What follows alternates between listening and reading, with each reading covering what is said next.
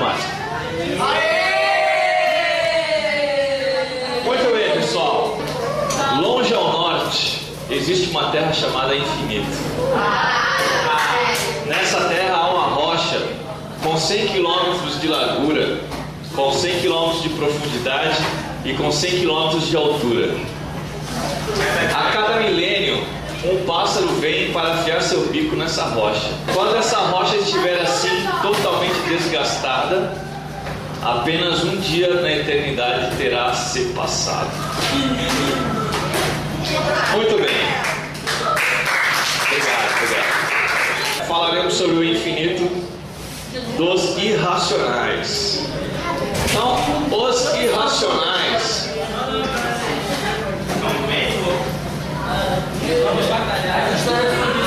são enumeráveis. O que são enumeráveis mesmo, pessoal? Que você pode listá-los, né?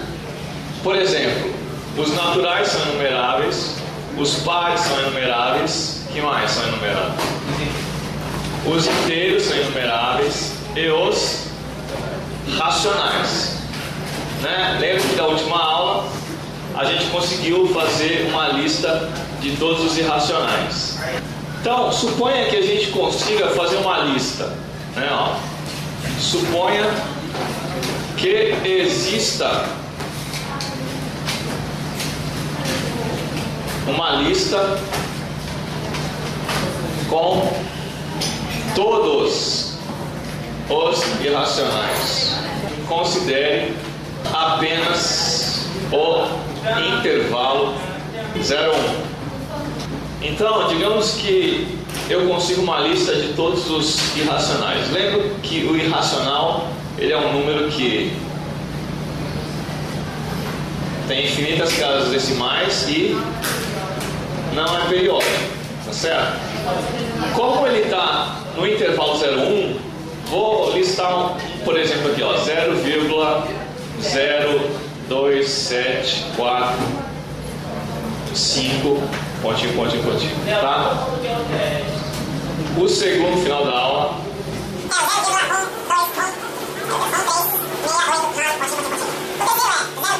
Vocês sabem por que eu estou começando com 0, né?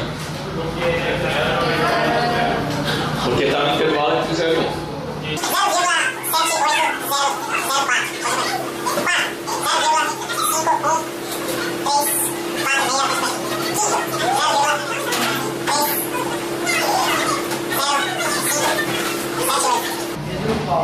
Suponha, pessoal, que a gente consiga uma lista. Obviamente que essa lista é infinita, né? Com todos os irracionais de 0 a 1. Eu vou mostrar para você o seguinte, que mesmo supondo que eu tivesse todos os irracionais listados do intervalo 0 a 1, eu sempre consigo um que é diferente de todos esses aqui. Como é que eu vou fazer isso? Bom, obviamente que eu vou começar com 0, eu vou pegar o primeiro número da lista e vou olhar para o primeiro algarismo depois da vírgula. Que número é? 0. Eu vou pegar um número diferente de 0 e colocar ali. 6. Ótimo. Vou pegar o segundo número da minha lista e vou pegar o segundo algarismo depois da vírgula. Que número é? Pega um número diferente de 3.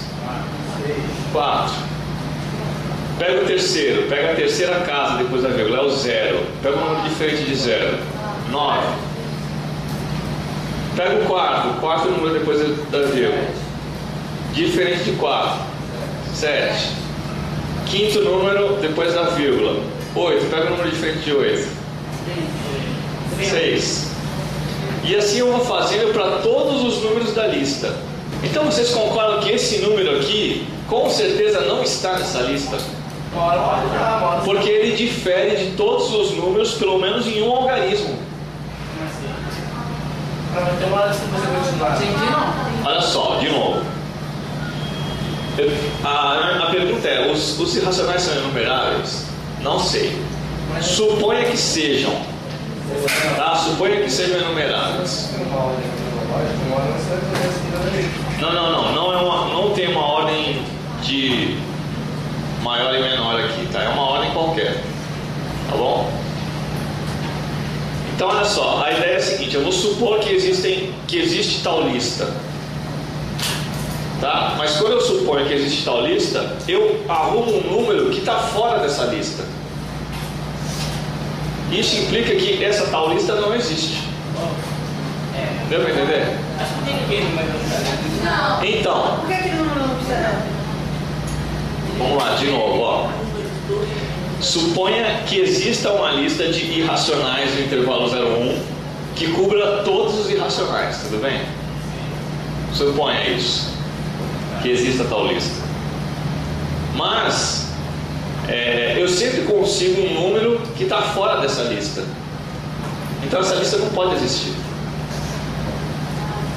Acho que não é possível o número estar fora. Então, vamos ver agora por que o número está fora. Porque, com certeza, esse número é diferente do primeiro. Por quê? Porque eu alterei esse algarismo. Esse cara aqui é diferente do segundo, porque eu alterei esse algarismo.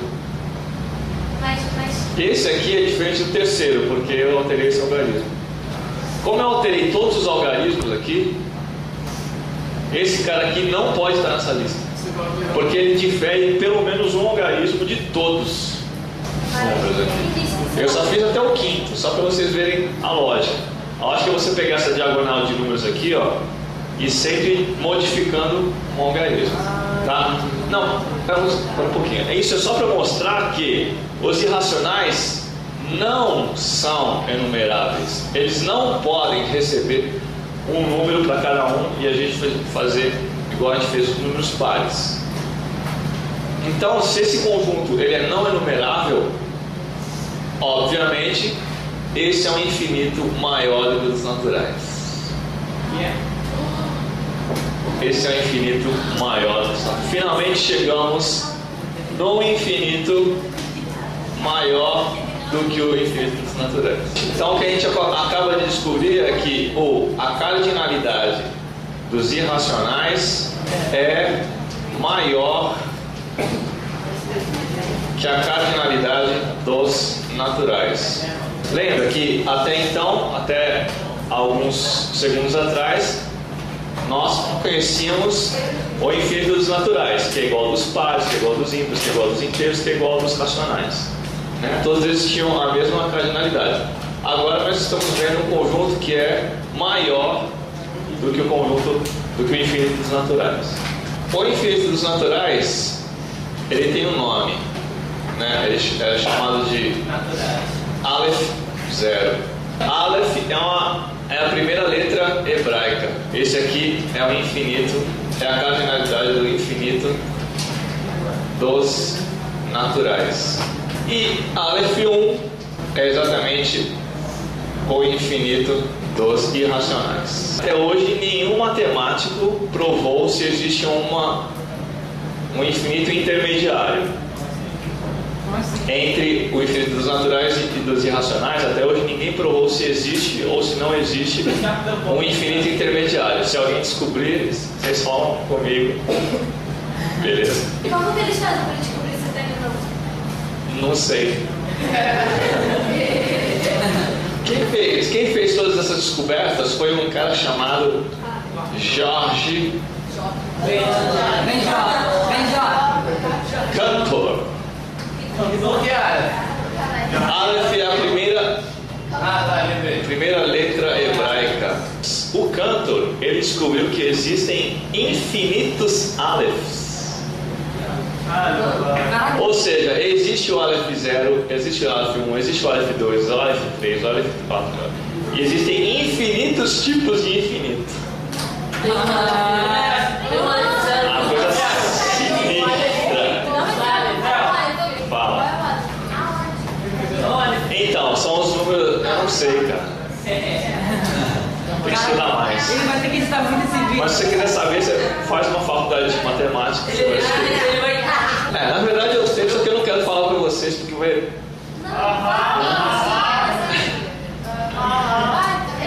demorar muito tempo e aí a gente vai fugir muito do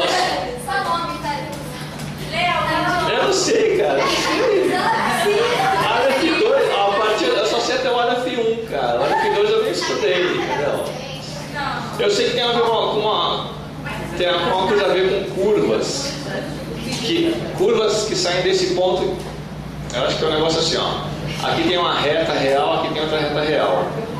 A quantidade de retas que saem daqui, de um ponto daqui, e fazem uma curva e chegam aqui, essa quantidade aqui é maior do que o Aleph 1.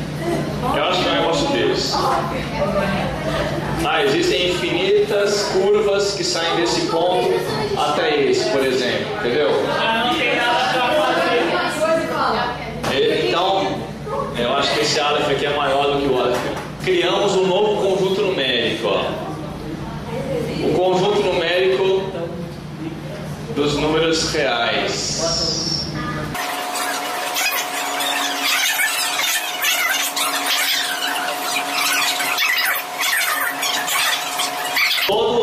Todos esses números formam o conjunto dos números reais. O número real, ele tem duas opções. Ou ele é racional ou ele é irracional. Exemplo de número que não é real. Vocês vão aprender só no ensino médio. Raiz quadrada de menos 1. Isso aqui não é irracional, isso aqui não é racional. É um número imaginário ou complexo. Os números reais, todos eles têm um representante na reta real. Representante numérico a gente usa números. E existe um modelo geométrico para representar números, que é a reta real. Como é que a gente monta uma reta? Primeiro faz uma reta, coloca um ponto de referência que é o zero, que é a origem. Depois você vai montando, aí você define a unidade, 1. A partir de 0 e 1 você monta todo o resto. Como é que você monta todo o resto a partir de 0 e 1? Você pega a distância e vai... Você pega a distância de 0 a 1 e vai reproduzindo aqui, ó. 2. Exatamente, aí compasso. Aqui no meio a gente pode colocar as frações e também podemos colocar os irracionais, certo? Coisas que vocês precisam saber. Entre dois números sempre existem infinitos. Lembra que eu falei isso? Tá errado isso também. Não, tá certo. Mas o que eu quero dizer é que sempre existem infinitos racionais e irracionais. De uma certa maneira, os irracionais eles completam a reta. Por quê? Porque só com os racionais, a parte branca aqui, ó, a gente tinha só as frações, certo? Então, por exemplo, tinha meio, tinha 1/4, tá? Tinha 1,5, 3/2, tá? Só que como nós descobrimos, por exemplo, que existe a raiz quadrada de 8, e a raiz quadrada de 8 estava entre o número entre 2 e 3, isso significava que a reta real ela estava cheia de buracos. Por que estava cheia de buracos? Porque na reta real só existiam os racionais. Quando os homens descobriram os irracionais, a reta ela se tornou completa. Todos esses números aqui têm um representante na reta real. E qualquer ponto da reta real tem um representante numérico. Então é sempre um caminho de ida e volta. Deu para entender isso? Todo número aqui, dentre os reais, tem um representante na reta real. E todo ponto da reta real tem um representante numérico. Existe uma relação entre os números reais e a reta real. Hoje mostraremos que o infinito dos reais é muito mais esquisito que o infinito dos naturais. Se você achou o infinito dos naturais esquisito, preparem-se para o infinito dos números reais. O infinito dos reais é Aleph 1. Alguém sabe o que é? Alguém consegue me dar um exemplo de alguma coisa que seja contínua? Uma reta. Reta. Reta é contínua. O tempo. Espaço Não sei, não tenho certeza. Alguma coisa que é discreta. Discreta vem do seguinte significado: diferente, distinto. Tá? Tem esse significado. Diferente, distinto. Então, por exemplo, os números naturais é um conjunto discreto. Os números reais é um conjunto contínuo. Deixa eu ver alguma coisa que é discreta. O conjunto dos alunos dessa turma é um conjunto discreto. Sabe o cursor do Word? Quando fica piscando assim o cursor? Quando você coloca a setinha para a direita, o cursor vai pulando para cá, para cá, para cá, para cá, certo? É no Excel, né? Ah, não, tá certo. No Word. Perceba que você não vê o cursor passando nesse espaço vazio aqui. Ele não é contínuo, entendeu? Agora, olha só esse giz. Tá vendo o giz? Você está vendo o giz passando daqui para cá? Ele fez um movimento contínuo. Deu para entender? Discreto é como dar tipo um pulo, né? Discreto é um negócio distinto, diferente, né? Você consegue fazer movimentos que pula daqui para cá, daqui para cá, daqui para cá. Deu para entender esse exemplo, pessoal?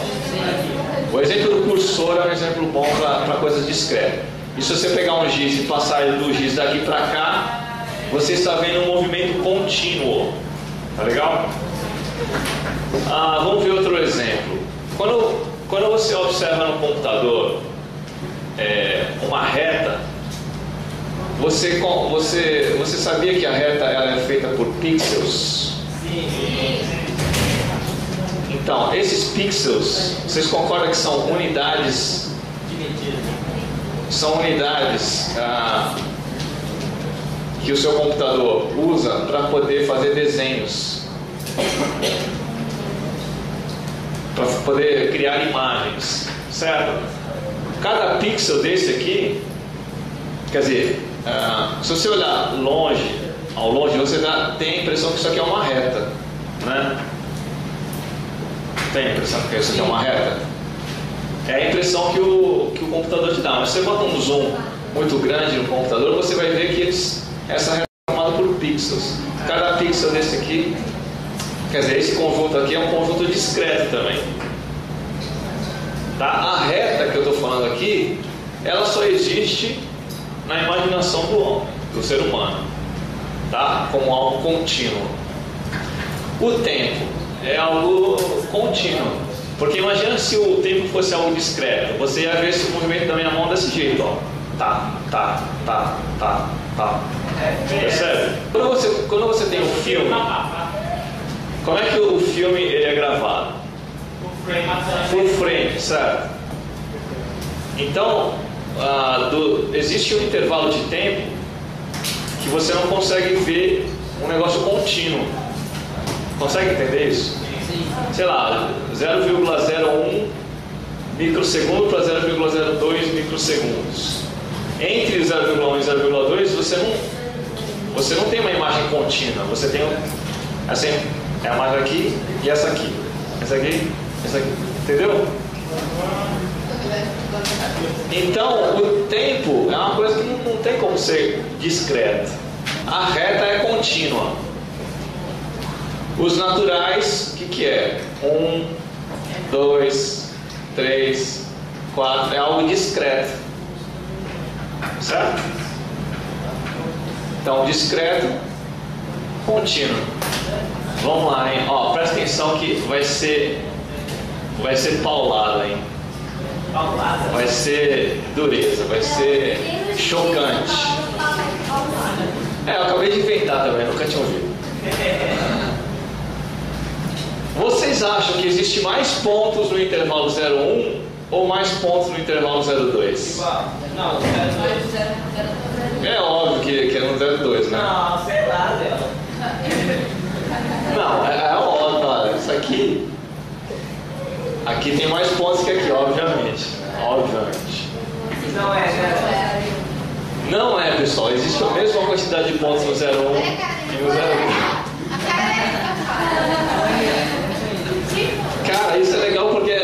totalmente contra-intuitivo. Totalmente totalmente contra-intuitivo. Lembra que para eu mostrar que algo tem a mesma quantidade de elementos, a gente precisa mostrar que existe uma associação 1 a 1. Lembra? Para eu mostrar que os pares têm a mesma quantidade de naturais, eu mostrei uma associação a 1. Tá certo? A associação a 1 é essa daqui, ó. É tudo por desenho, pessoal. É tudo geométrico o negócio. Eu sei que é esquisito, mas eu vou mostrar para vocês que tem uma coisa. Então, olha só, vai. Rapidinho. Se eu fizer esse desenho aqui, ó, eu vou pegar este ponto aqui como sendo o vértice, tá? Okay? Então, o 0 vai no 0. O 1 vai no 2. E os números entre 0 e 1, imagina uma reta aqui, ó, varrendo isso aqui, ó. Então, este ponto aqui, ó, vai nesse aqui.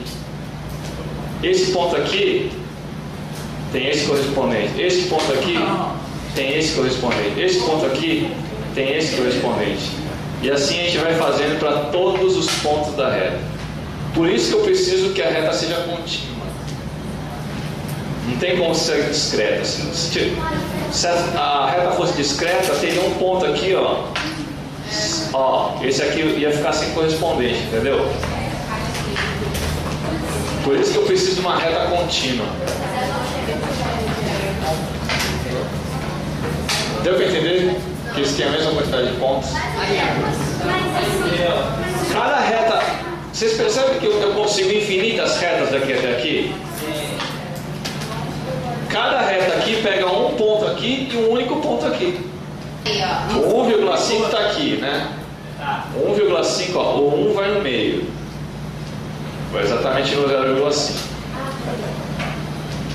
O 1,5 vai no 0,75.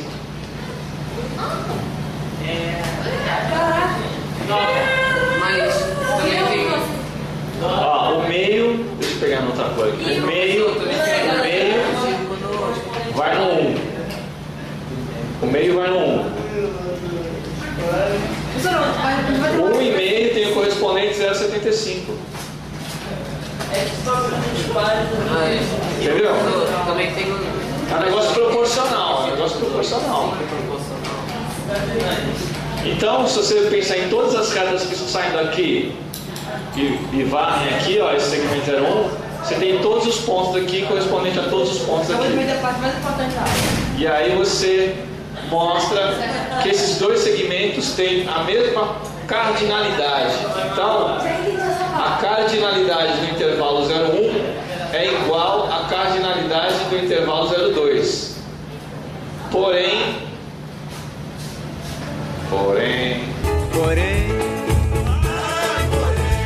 há um caso diferente. Não, cara. Eu não aceito isso. Eu não aceito. a medida é diferente. Medida é diferente. Se eu perguntar quem é maior, 0,1 ou 0,2? Resposta, 0,2 é maior. Porque nós estamos falando de medida. Vamos para a segunda coisa esquisita na reta. Pergunta: onde tem mais pontos? Numa curva, que é uma semicircunferência, ou em toda a reta? O que vocês acham que tem mais pontos? Numa curva, que é uma semicircunferência, ou em toda a reta? Onde tem mais pontos? A reta. Obviamente que em toda a reta, né?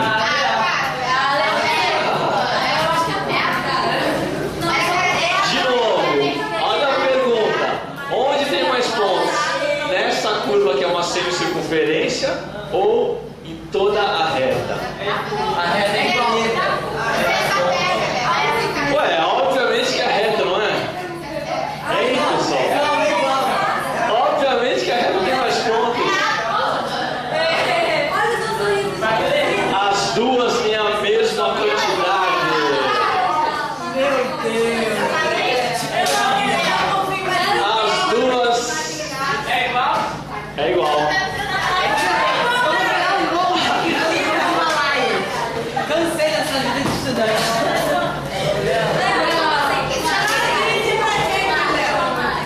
Eu vou mostrar para vocês, pessoal.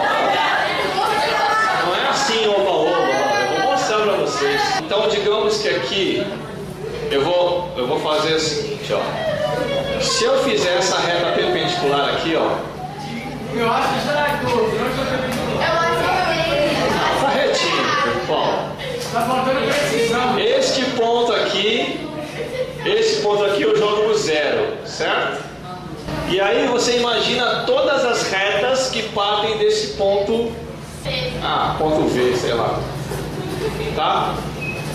Então olha só, esta reta aqui, ó, este ponto vai nesse ponto aqui, essa reta aqui, ó, este ponto vai nesse ponto aqui, essa reta aqui, ó, este ponto vai nesse ponto aqui. Vai fazer uma parte que E aí, cara, você vai pegar todos os pontos até o infinito. Tanto para a direita quanto para a esquerda. No limite, isso aqui é uma paralela, né? Isso aqui é uma paralela. Então, se eu pegar... Perceba, pessoal, que... não existe... Se eu considerar este ponto aqui, eu vou tirar esse ponto daqui, tá bom? Não existe um ponto mais próximo dessa reta. Não existe. é infinita a distância. Porque, entendeu? Você vai se aproximando cada vez mais, mas não existe um último ponto aqui. E aí você consegue todos os pontos para a direita e para a esquerda. Se eu fizer agora a correspondência entre essa semicircunferência e o segmento 0,1, ou seja, para cada ponto aqui, ó, para cada ponto aqui corresponde um ponto aqui, ó. Só descer uma perpendicular. Então o ponto meio vai descer por aqui e vai corresponder ao zero. Este ponto aqui, por exemplo, ó, ele vai descer aqui, corresponder a esse ponto, que vai corresponder a esse ponto aqui. Este ponto aqui corresponde a esse, que corresponde a este. Isso significa o seguinte, que o segmento 0,1 tem a mesma quantidade de pontos que toda a reta. Vamos para a próxima esquisitice. Onde tem mais pontos? No segmento 0,1 ou no quadrado de lado 1? É o mesmo, a mesma coisa. Não é possível. Não é possível. Não é possível. Olha só, temos um quadrado. Olha só, temos um quadrado. Temos um quadrado. Vocês entendem que existem infinitos pontos num segmento e existem infinitos pontos numa figura plana. Tudo bem? Então perceba o seguinte, que esse segmento aqui tem a mesma medida deste lado do quadrado. Tá? 0,1. Pergunta, onde é que tem mais pontos? No segmento 0,1 ou no quadrado 0? No quadrado do lado 1? Não é possível, não é possível. Olha só, presta atenção. O segmento 0,1 é esse aqui, ó.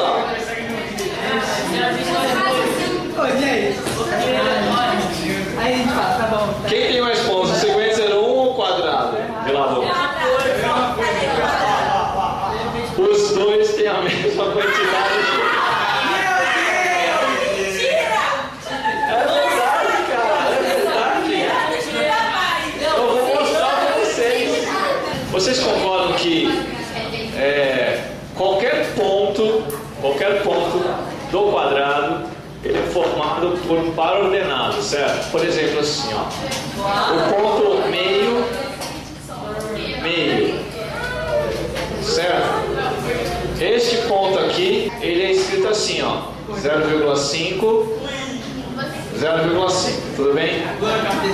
Plano cartesiano. Eu vou fazer a seguinte correspondência. Para todo ponto do plano cartesiano que tem uma ordenada e uma matricista, ou seja, o valor de x e o valor de y para ordenado. Eu vou criar um novo número.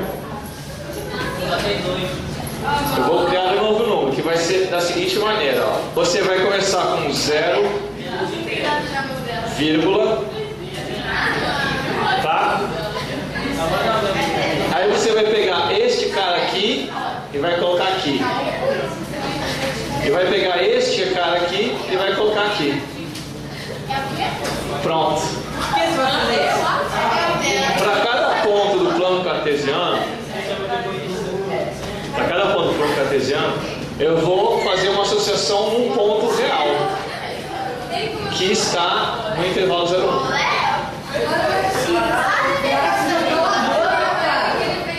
E todos esses pontos são diferentes um do outro. É a bruxaria. Deu para entender? Mas não sabe o que isso corresponde? Por exemplo, ó, vou fazer outro exemplo, tá? Pega um número qualquer aqui, fala um número qualquer daqui. Não, faz um maior, uns 4 dígitos, vai. Ó, vou pegar aqui, ó.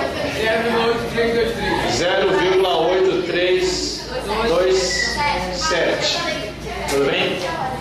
Esse ponto aqui tem um único correspondente ali. Sabe qual é? É o 0,82 e 0,37. Ou seja, da onde é que vem o 8? O 8 veio daqui, ó. O 2 veio daqui, ó. E o 3? O 3 veio daqui. E o 7 vem daqui. Para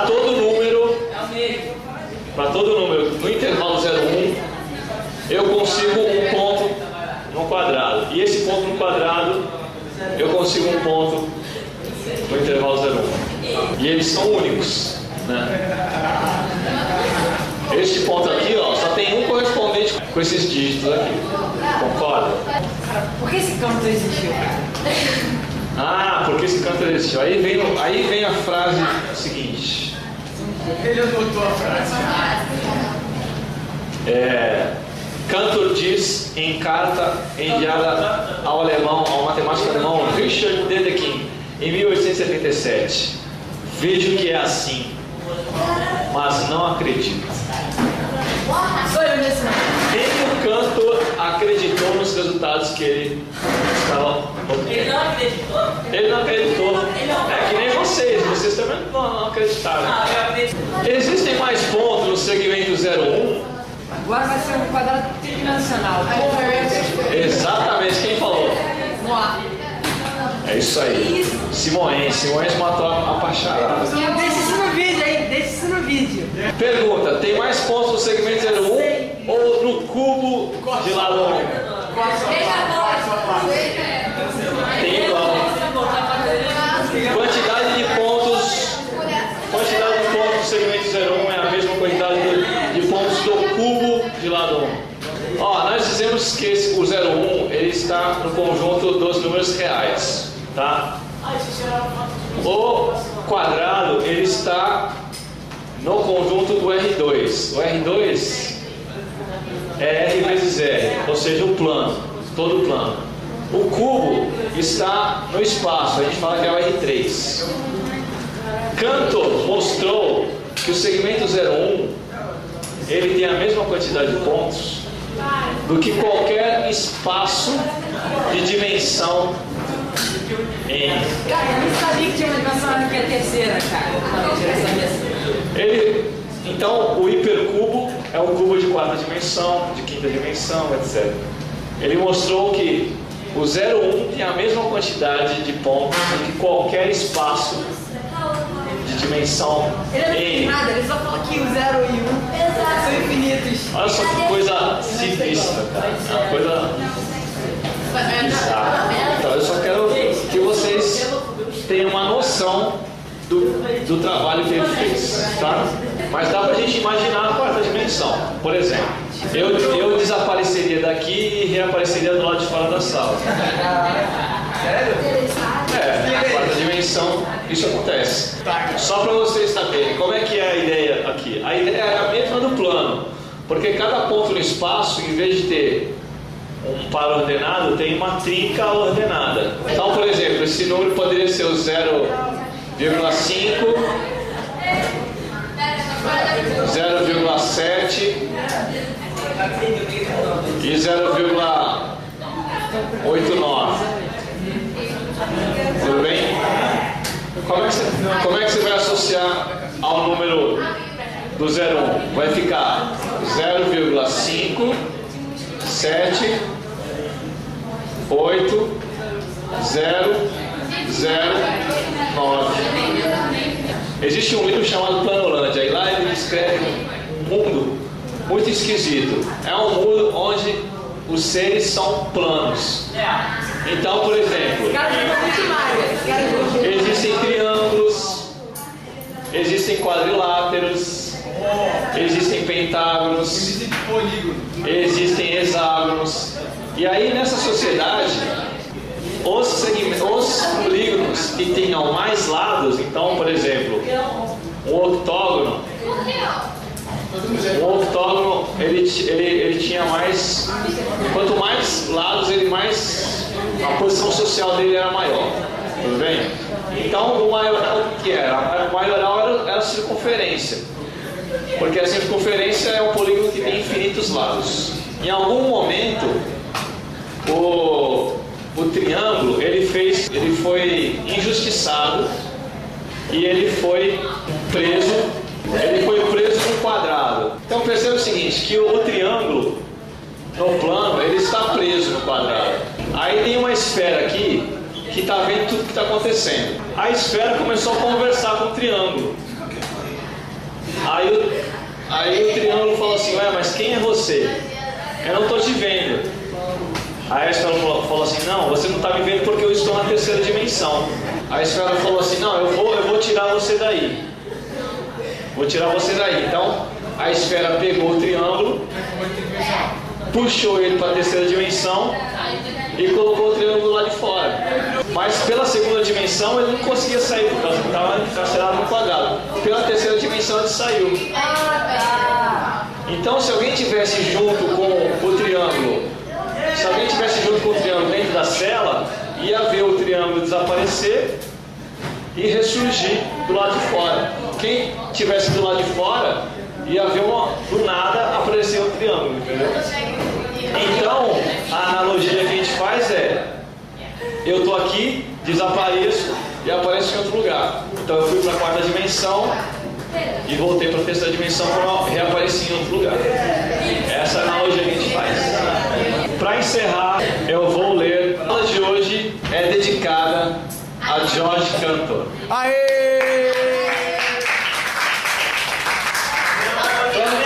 Assim na aula de hoje. Como seria de esperar, as descobertas de Cantor não tiveram aceitação imediata entre os matemáticos. Muitos deles queriam evitar por completo o uso do conceito de infinidade, e ali estava Cantor falando de um número infinito de infinidades. Um ex-professor de Cantor, o matemático Leopold Kronecker, foi especialmente crítico em relação ao seu trabalho. Taxou as ideias de Cantor de matematicamente insanas e mais tarde impediu que o seu ex-aluno obtivesse um cargo na Universidade de Berlim. Outro matemático ainda mais eminente, o francês Henri Poincaré, definiu a teoria matemática da infinidade de Cantor como algo que as gerações futuras iriam ver como uma doença que se curou. Essas investidas tiveram um lamentável efeito emocional sobre Cantor. Sendo já um paranoico, ele começou a imaginar conspirações. Recusou-se a ter qualquer ligação com a única revista de matemática que acolhera bem o seu trabalho, acreditando que o seu editor estava envolvido num conluio contra ele. Na primavera de 1884, sofreu um colapso nervoso. Depois de recuperado, afastou-se do trabalho matemático e passou a publicar ensaios em revistas filosóficas. Durante parte final de sua vida, Cantor sofreu depressões severas e vários colapsos mentais. Acabou sendo dispensado de suas funções de professor da Universidade de Yale e veio a falecer num hospital psiquiátrico em 1916. Você fica maluco. Calma, não terminou. Em sua lápide, lê-se os seguintes dizeres: ninguém haverá de nos expulsar do paraíso que Cantor criou para nós. Assinado David Hilbert. Valeu, galera. Até a próxima.